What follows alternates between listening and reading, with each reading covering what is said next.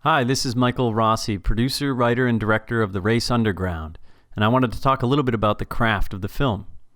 This isn't the first time I've worked on a film about underground tunnels. I previously co-produced a film for American Experience called The Rise and Fall of Penn Station, which delved into the construction of the train tunnels built beneath the Hudson River and East River in Manhattan in the early 1900s. Now, America's first subway was built before the Penn Station tunnels, and the engineering challenges were similar in some respects, but with the subway, the very idea of subterranean travel was entirely new for Americans and something they had to overcome. London had a subway for 20 plus years prior to the start of this story, but it used steam-powered coal trains, and as you're seeing in this footage, it was a very unpleasant riding experience.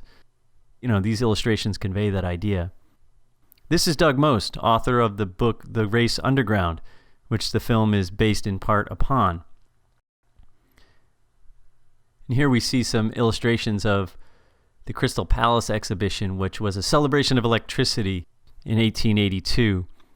And we begin to learn that there was a search for a cleaner, more efficient way to travel underground. And Frank Sprague, who is going to be the main character of this film for us at the beginning, here's a picture of him.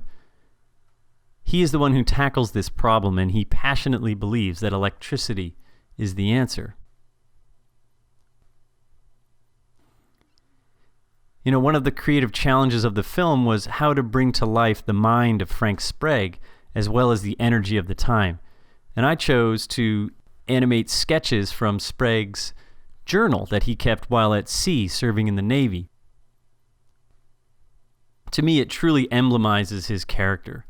And for the animations, I worked closely with an engineering advisor, and we pored over Sprague's designs and journals to make sure that every movement we created was accurate to the way Sprague was envisioning his designs might actually move. And in choosing the sketches, I was trying to provide a diverse peek inside his creative mind. And the final image we see here unfolding is Sprague's 1879 illustration of his electric motor. And I really do think that this is a very elegant animation. All of Sprague's imagery comes from his personal collection that was donated by his family and is now housed in the New York Public Library. It really is a treat to go and look at these original documents and to see his handwriting on the paper. Here we close the scene with Sprague's initial sketch for a subway powered by electricity.